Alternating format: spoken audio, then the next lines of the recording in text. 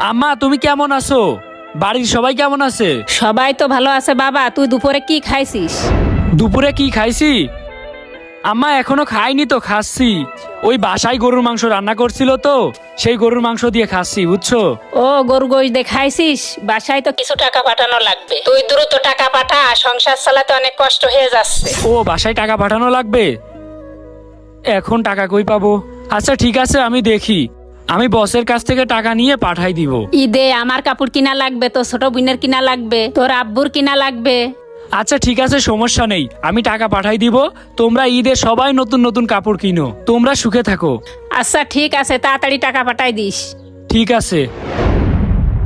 কি অবস্থা আন্টি, কেমন আছেন? দিনকাল তো মনে হয় ভালোই যাচ্ছে। ছেলে তো টাকা পয়সা ভালোই পাঠায়। হ্যাঁ দিনকাল তো ভালোই যাচ্ছে। ও বিদেশে কেমন আছে তা তো জানি না। আরে হ্যাঁ আন্টি, ভালোই আছে।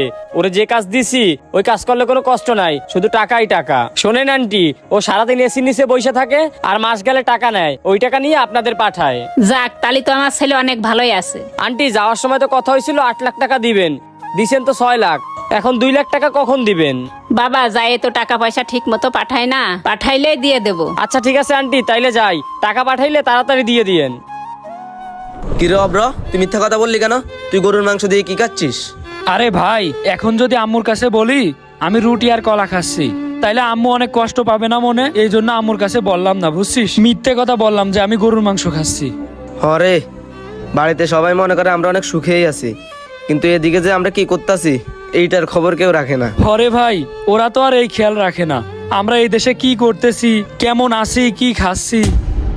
কিরে এখানে বসে বসে গল্প করতেছ কাজ বাদ দিয়া?